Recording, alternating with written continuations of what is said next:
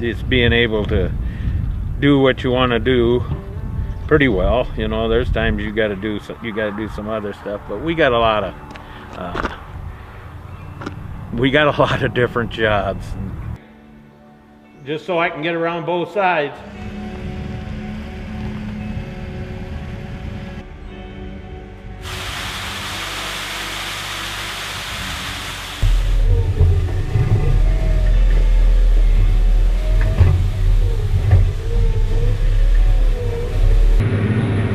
It ain't bad though, it's not better than sitting in the classroom. It sucked. I hated it for the first couple months, then I just got over the fact that I wasn't coming home. I still come home like every weekend. I pretty much know what I'm gonna do with my life once I get done anyway. Have you always wanted to do farming? Oh yeah. Ever since I was a kid. Drove a tractor? Yeah. By yourself? I don't know. It'd have been that 40-20, probably driving around the feedlot while Dad scraped pens. 8 years old. I ran a forklift into our shop while at home because it didn't have any brakes. I was probably 13 or 14 at that point. I had a day where I had a bearing go out of the feed wagon, which they go out sometimes, but then that night all we had left was the other feed wagon. I ripped the spout right off it. Oh, really? So he was calling me. I was reaching my phone out of my pocket, and I turned, and all of a sudden I drilled the bunk with it and ripped it right off. I had him run the grain cart when he was probably 7. I was combining, and then I needed at a different end of the field I was trying to open up, and it was a power shift, so you don't have to push a clutch in. So then here I told him just put it in gear and drive alongside real slow, and he could do that. He was pretty little, but he could pull the lever back to neutral and then it would stop. Yeah. So, but he wasn't big enough to push a clutch in yet. So he's always wanted to farm too. He used to ride with me when I would plant, and I used to have to fill with beans. I would make 5 rounds with the planter, and then I'd have to fill, and he knew exactly when it was time to fill. He counted all the rounds when he was little. Really? Yep. He'd say, "Oh, one more round, then we got to fill." Yeah. So that was always on top of it. Yep. That was a lot of fun. Working with RJ has been that's what you could say is the pleasure of being able to farm when you can work with your grandson.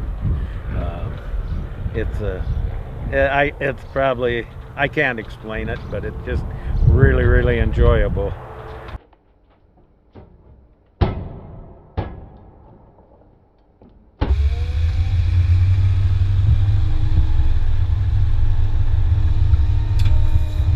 Farm. When I got out of high school, I worked for my grandpa and my Uncle Joe for about 1.5 years, and then I started farming with Dad. We farmed with Dad's brothers. Yeah. Everybody farmed together for probably 7 or 8 years when I was out of high school, and then we started going on our own because our operations were growing, and all the uncles had a son that also was going to farm, so everybody kind of did their own thing. Yep. That was kind of neat how we all got along, 4 brothers and their kids. And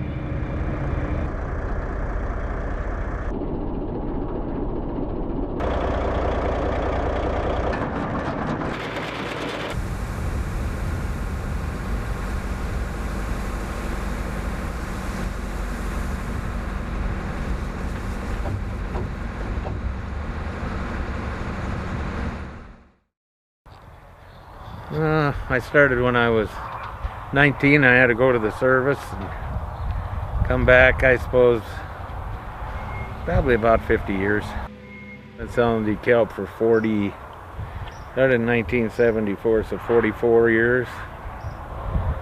That I have, my family, or Rosie's family. They started in 1938, Keffler's. Well, it was a Schmidt. Her grandfather, or her uncle, her dad, yeah, it would have been her uncle, started 1938 for 2 years, and he grew seed also. And I guess at 2 years later, he had 11 townships when he started. Well, then my father-in-law, Rosie's mom and dad, in 1940, they helped him first for 2 years, and then they took over because he wanted to go to strictly growing seeds. It's been in the family for 80 years now, I guess. Staples came down and did a big promotional deal on it just last month. I think he's one of the oldest dealers, he thinks. I think they started DeKalb started in like 35 and they started selling like 38. So that's only 3 years that somebody could have been longer than them. It's been in the family for over 80. It started with, on my mom's side, Keffler, and then my mom's mom was a Schmitz, and they actually started it west of town where Paul and Mary used to live. Mom and Dad used to live over there. So yeah, they just did an article on them for Staples, where my wife Deb works, because Monsanto is one of their merchandisers for one of their vendors. So they've been in business over 80 years, and we might be one of the longest, running DeKalb dealers family that's been in the family that long.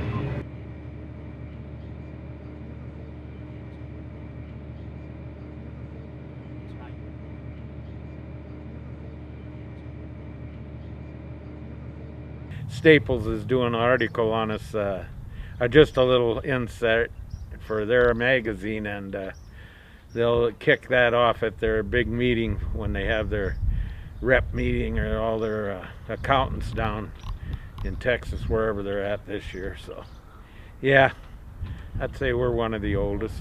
It's another thing with her, she's been part of this deal since the start. She run every piece of equipment we had except the planter. She's done everything else too, so it's kind of like without her, things would kind of get juggled up a little bit. She's a pretty main cog in our situation too. So, but it takes everybody, he pretty well takes care of everything. So I just got to go, and I got Ryan Feek in the seed business. He manages all the business end of it. So all the grandkids, they get involved every so often, picking up rocks or whatever else we got to do.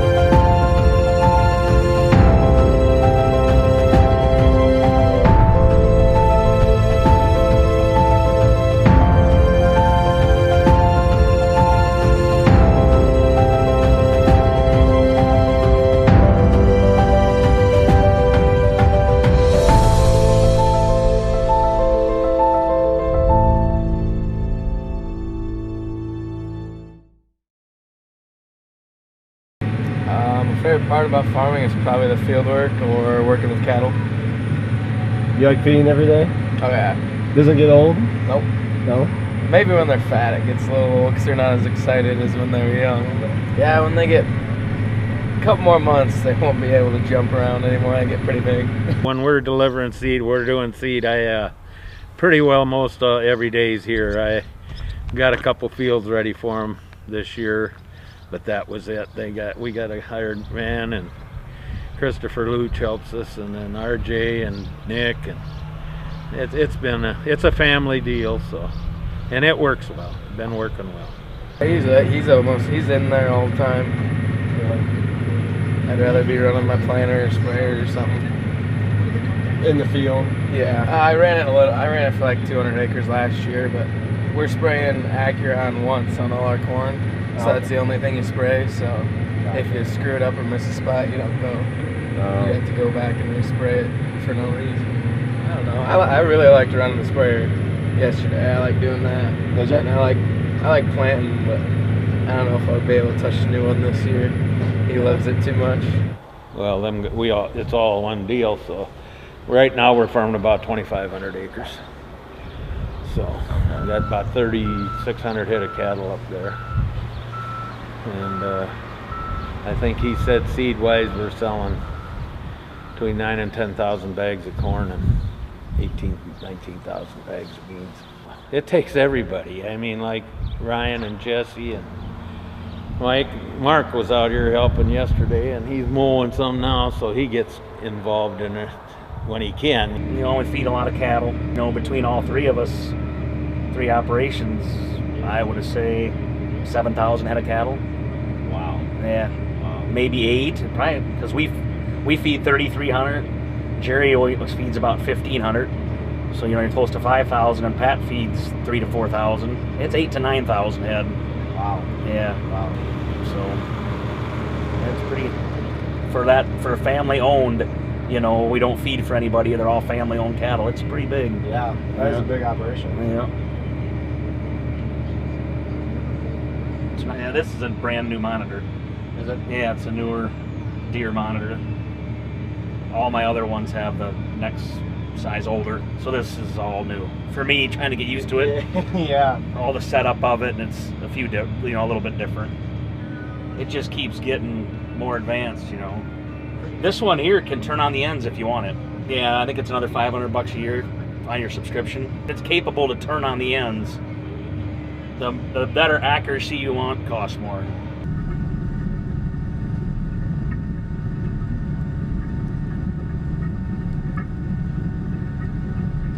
And then it's SF3, which is almost down to within 2 inches accuracy, where my other ones are about 6 inch. They go like SF1, SF2. This one's SF3 now. They never used to have 3. They used to go to RTK, which is right on. Yeah. SF3 kind of takes the place of, it's close to RTK in the new ones. Okay, my other ones I've, like for just discing, SF1.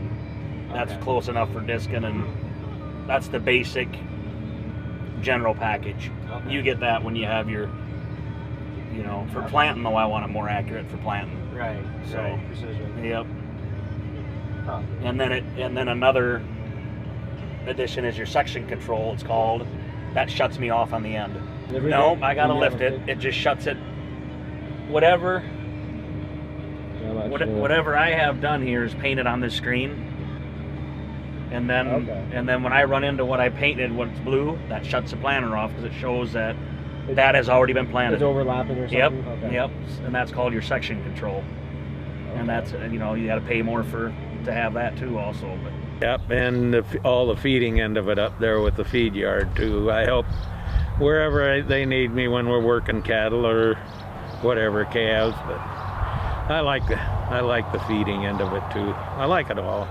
You know, the smell of the dirt in the spring and the new calves coming in the fall, and when you got the seed going out, it's all nice when it works. With the seed here now for the last month or so between treating and going out, it's an everyday job, you know. I think last night when they folded up and got back, RJ and Ryan went up, it was 11:30 when they got back here last night, and we had a guy in the yard this morning at 6 o'clock, so you put a lot of hours in, you know, for what you're doing now. But when you get everybody taken care of and everybody satisfied, that's the name of the game. So just like everything else should do, satisfaction.